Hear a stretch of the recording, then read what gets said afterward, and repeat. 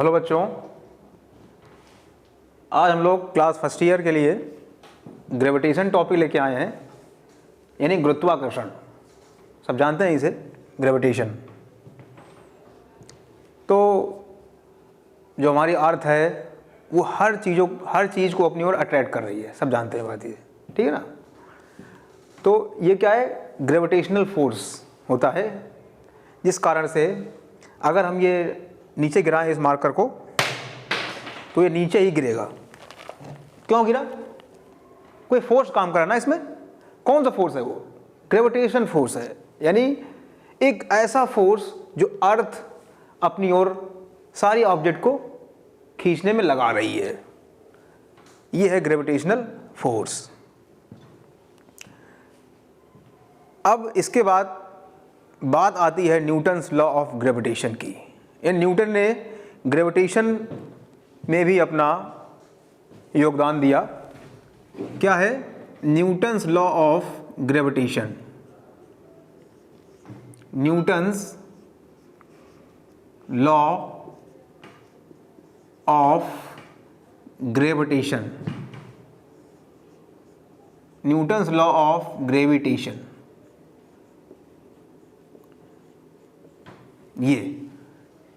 ये क्या कहना चाह रहा है? इस लॉ के अकॉर्डिंग मान लो पूरे यूनिवर्स में, पूरे ब्रह्मांड में कोई भी दो मास हैं। मान लिया एक मास है इस m1 और एक मास है m2। पूरे यूनिवर्स में कोई दो मास हैं जिनके बीच की डिस्टेंस अगर r है। डिस्टेंस क्या है? r। तो न्यूटन कहना चाह रहे हैं इनके बीच में एक अट्रैक्शन फोर्स कार्य करता है। यानी क्या कहना चाह रहे हैं? If two masses are in universe kept at distance of R, then a attraction force is acting between them. जो अट्रैक्शन फोर्स F होगा ये मासेस के प्रोडक्ट के डायरेक्टली प्रोपोर्शनल होगा। यानी अगर मास बढ़ेंगे तो ग्रेविटेशनल फोर्स भी बढ़ जाएगा। दूसरा क्या कहना चाह रहा है? जो ये फोर्स है ये बीच की डिस्टेंस के स्क्वायर के इनवर्सली प्रोपोर्शनल है। न्यूटन कहना चाह रहे हैं कि जो फोर्स है वो मासेस के प्रोडक्ट के डायरेक्टली प्रोपोर्शनल है, और जो फोर्स है वो बीच की डिस्टेंस के स्क्वायर के इनवर्सली प्रोपोर्शनल है। अगर हम बात करें from equation first and second, क्या निकल के आया? F is directly proportional to m1 m2 upon r square. ठीक, यहां पर जब ये आपका प्रोपोर्शनलिटी साइन हट रहा है तो ये क्या आएगा? कांस्टेंट। तो F क्या निकल के आ गया? Capital G m1 m2 upon r square. जहां पे कैपिटल जी को क्या बोलते हैं? इसे बोलते हैं यूनिवर्सल ग्रेविटेशनल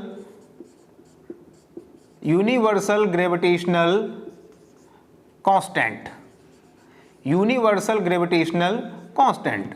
इसकी वैल्यू क्या होती है? 6.67 into 10 to the power -11 newton metre square per kilogram square. ठीक है, क्या हो गया? 6.67 10 to the power -11 newton metre square per kilogram square. अब बात करेंगे कि कैपिटल जी जो है यूनिवर्सल ग्रेविटेशनल कांस्टेंट, यानी पूरे यूनिवर्स में इसकी वैल्यू यही रहेगी 6.67 10 टू दी पावर -11, यही रहेगी पूरे यूनिवर्स में। ठीक है, अब बच्चों के मन में आता है सर इसका डायमेंशन कैसे निकाले जाए? तो डायमेंशन कैसे निकालेंगे? न्यूटन फोर्स है तो क्या हो जाएगा? mlt-2 लेंथ का l स्क्वायर अपॉन इसका क्या आ जाएगा? m स्क्वायर, क्योंकि ये मास है। यहां से क्या निकल गया बच्चों? यहां निकल के आ गया m इनवर्स, क्योंकि पावर 1 था -2 आ गया। फिर क्या आएगा? l क्यूब और t टू दी पावर -2। ये आ गया इसका डायमेंशन। क्या आ गया? m inverse L cube T to the power -2, ये यूनिवर्सल ग्रेविटेशनल कांस्टेंट का डायमेंशन है। अब जरा एक न्यूमेरिकल ले लें। मान लिया हमारा जो m1 है वो मान लिया 10 किलो का है और जो m2 है वो मान लिया 5 किलो का है और डिस्टेंस r है वो मान लिया 2 मीटर है और हमें इनके बीच का फोर्स निकालना है। क्या निकालना है? फोर्स निकालना है। तो फोर्स कैसे निकालेंगे? फॉर्मूला क्या हो जाएगा? F is equal to capital G m1 m2 upon r square. F निकाला यहाँ पे, कैपिटल G क्या हो जाएगा? 6.67 10 टू द पावर -11। बच्चों m1 कितना है? m1 दिया 10 किलो का, m2 कितना है? ये दिया है 5 किलो का, r कितना दे रखा है? 2 का स्क्वायर। यानी यहाँ से f क्या निकल के आ गया? 6.67 10 to the power -11 into 50 upon 4। ठीक है, जरा इसको काटेंगे यहाँ से तो कितना आएगा? 4 1 जा 4, 1 बचेगा, 4 2 जा 8 और 4 5 जा 20। ठीक है, कट गया ये। यहाँ से निकल के आ गया 6.67 into 12.5 10 to the power -11 newton. ये आ गया फोर्स। ठीक है, आगे एक और साइंटिस्ट आए जिन्होंने ग्रेविटेशन में अपना एक बहुत ही बड़ा योगदान दिया। ये आए केपलर। केपलर ने ग्रेविटेशन के 3 लॉ दिए हैं। पहला लॉ क्या दिया इन्होंने? First law. केपलर का फर्स्ट लॉ क्या है? ये कहना चाह रहा है फर्स्ट लॉ कि all the planets rotate around the sun, all the planets rotate around the sun in elliptical path, all the planets rotate around the sun in elliptical path and sun is situated at one of its foci या foci। मतलब ये कहना चाह रहा है सारे planet सन के चारों ओर एलिप्टिकल पाथ में चक्कर लगाते हैं और सन उसमें से किसी एक फोसी में होता है। सन या तो यहाँ पे होगा या फिर यहाँ पे होगा। ठीक है, ये कहना चाह रहा है। तो फर्स्ट लॉ क्या हुआ? All the planets rotate around the sun in a elliptical path and sun is situated one of its foci. ये इसका पहला लॉ है। केपलर का सेकंड लॉ क्या कहना चाह रहा बच्चों? इस लॉ के according the line passes through planet and sun, जो लाइन पास होगी प्लैनेट और सन से इक्वल टाइम पे इक्वल एरिया कवर करेगी। यानी अगर मान लो t इज इक्वल टू 0 पे ये प्लैनेट यहाँ था, यहाँ से t इज इक्वल टू मान लो 2 आवर्स आ गया और प्लैनेट यहाँ पे आ गया, तो ये क्या होगा? इक्वल टाइम पे इक्वल एरिया कवर करेगा। यानी इस केस में एरियल स्पीड, प्लैनेट की एरियल स्पीड कांस्टेंट है। ये केपलर का सेकंड लॉ है। ठीक है, यानी इस लॉ में the line passes through planet and sun covers equal area in equal time interval. जो थर्ड लॉ केपलर का है उसमें केपलर बता रहे हैं कि कोई अगर प्लैनेट है वो सन के चारों तरफ घूम रहा है तो उसका जो टाइम पीरियड होगा उसके टाइम पीरियड का स्क्वायर उस इलिप्टिकल पाथ के सेमी मेजर एक्सिस के क्यूब के डायरेक्टली प्रोपोर्शनल होगा। यानी T square is directly proportional to B cube. ठीक है, जरा रिवाइज कर ले। फर्स्ट लॉ क्या था? All the planets rotate around the sun in elliptical path. Second क्या था? The line passes through planet and sun cover equal area in equal time interval. Third law क्या था बच्चों? थर्ड लॉ ये है कि जो टाइम पीरियड का स्क्वायर है वो उसके सेमी मेजर एक्सिस के क्यूब के डायरेक्टली प्रोपोर्शनल है। नेक्स्ट टॉपिक आया relation between capital G and small g, जहां पे कैपिटल जी क्या है? यूनिवर्सल ग्रेविटेशनल कांस्टेंट और स्मॉल जी क्या है? Gravitational acceleration. ये काम करता है अर्थ के केस में। जरा हम बात करें, मान लें ये अर्थ है और अर्थ में कोई छोटी सी बॉडी है जो इसमें रखी हुई है। इसका मास मान लिया स्मॉल m है और इसका मास me। और अर्थ की रेडियस क्या है, मान लिए आर ई है, ठीक है, रेडियस क्या अर्थ की आर ई। तो इस केस में जरा हम बात करें न्यूटन्स लॉ ऑफ ग्रेविटेशन से, न्यूटन्स लॉ ऑफ ग्रेविटेशन,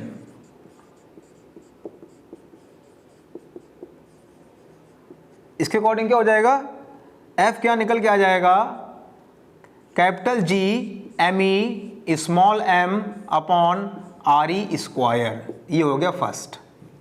और हम जानते हैं कि अर्थ के केस में क्या हो जाएगा, F is equal to M A, और यहाँ पर जो A क्या हो जाएगा, इक्वल आएगा G के, जहाँ पे G क्या है, ग्रेविटेशनल एक्सेलरेशन।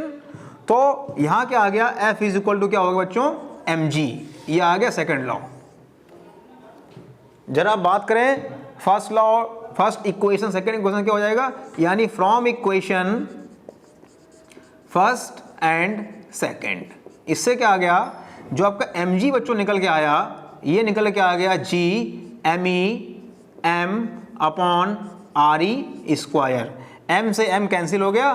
तो इस केस में जो आपका स्मॉल g क्या आ गया, g M E upon R E square, ये आ गया कैपिटल G और स्मॉल g में रिलेशन, ठीक है। मन में आ रहा होगा सर स्मॉल g की वैल्यू क्या होती है, तो स्मॉल g की वैल्यू होती है बच्चों, ये होता है 9.8 मीटर पर सेकंड स्क्वायर, ठीक है, ये होती है बच्चों, ये वैल्यू क्या होती है स्मॉल g की, 9.8 मीटर पर सेकंड स्क्वायर। अब हम जानेंगे कि effect of height on gravitational acceleration, यानी स्मॉल g की वैल्यू पे क्या डिफरेंस आएगा हाइट बढ़ने के साथ साथ। तो हमने अभी पढ़ रखा है कि जो स्मॉल g होता है ये निकल के आता है बच्चों G M E upon R E square, सब ने ये पढ़ रखा है। अब मान लीजिए बच्चे ये अर्थ सरफेस है, इसका सेंटर O है और रेडियस आर ई है और मास एम ई, और इससे h हाइट पे, हाइट कितनी है h हाइट पे, h हाइट पे कोई बॉडी है रखी है, उसका मास क्या है स्मॉल m, ठीक। तो इस केस पूरा क्या हो जाएगा, ये आर ई प्लस एच, यहाँ से यहाँ तक पूरा आ गया। इस केस में अब यहाँ पर ग्रेविटी मान लिया g डैश है, क्या है, अब g नहीं होगी इस केस में बच्चों, g डैश, तो g डैश क्या निकल के आएगा, g डैश निकल के आएगा G M E upon R E plus H का होल स्क्वायर आएगा। यहाँ क्या था, g क्या था small g, capital G M E upon R E square, यहाँ पे g डैश क्या आएगा, G M E upon R E plus H का whole square. Divide equation first in equation second, तो क्या हो गया बच्चों, g डैश अपॉन g, ये क्या निकल के आ गया, G M E upon R E plus H का होल स्क्वायर अपॉन क्या आएगा, G M E upon R E square. तो G M E cancel out, तो इस केस में बच्चों क्या निकल के आ गया, यहाँ से ये निकल के आया are E square upon R E plus H का होल स्क्वायर।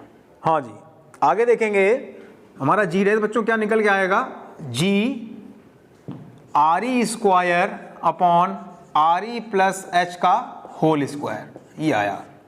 और सॉल्व करें इसको तो जी डैश क्या आ जाएगा, जी 1 plus H upon R E का होल स्क्वायर। अगर मान लीजिए बहुत ही स्मॉल डिस्टेंस है तो उस केस में क्या करेंगे, अगर आपकी जो हाइट है वो बहुत ही कम है तो उस केस में हमने पढ़ रखा है बाइनोमियल थ्योरम, सब जानते हैं क्या होता है, 1 प्लस एक्स की पावर n, तो क्या निकल आता है 1 plus N X plus N into N minus 1 X square upon 2 factorial plus dash dash dash. तो यहाँ क्या निकल के आ जाएगा बच्चों, जी डैश निकल के आया जी 1 प्लस एच अपॉन आर ई की पावर माइनस 2, यहाँ से क्या हो गया, जी डैश निकल के आ गया जी 1 माइनस 2 एच अपॉन आर ई। ये है फॉर स्मॉल डिस्टेंस, किसके लिए, स्मॉल डिस्टेंस के लिए है ये, ठीक है, okay. At what height the value of gravitational acceleration will be 1/9 of gravitational at earth surface. तो हमने फॉर्मूला क्या पढ़ा बच्चों? अभी जी डैश क्या पढ़ा है? G upon 1 plus H upon R E का होल स्क्वायर। तो यहाँ क्या आएगा? जी डैश क्या हो गया? जी बाय 9, ये निकल के आ गया G upon 1 plus H upon R E का होल स्क्वायर। जी से जी कैंसिल। यहाँ से बच्चों क्या आ गया? 1 plus H upon R E का होल स्क्वायर, ये निकल के आ गया 9। ठीक है, यहाँ से क्या हो गया? 1 प्लस एच अपॉन आर ई, ये निकल के आ गया 3। क्या आ गया? 3। यहाँ से एच अपॉन आर ई बच्चों क्या निकल के आ गया? ये निकल के आ गया 3 - 1, यानी एच अपॉन आर ई बच्चों क्या निकल के आ गया? 2। तो यहाँ से एच क्या निकल आया? 2 आर ई। क्या निकल के आ गया? 2 आर ई। यानी हम ये समझ गए कि जब हम अर्थ सरफेस से अर्थ की रेडियस का डबल ऊपर जाएंगे तो उस केस में जो वैल्यू होगी जी की वो g/9 हो जाएगी। उम्मीद है आपको समझ में आया होगा। Thank you.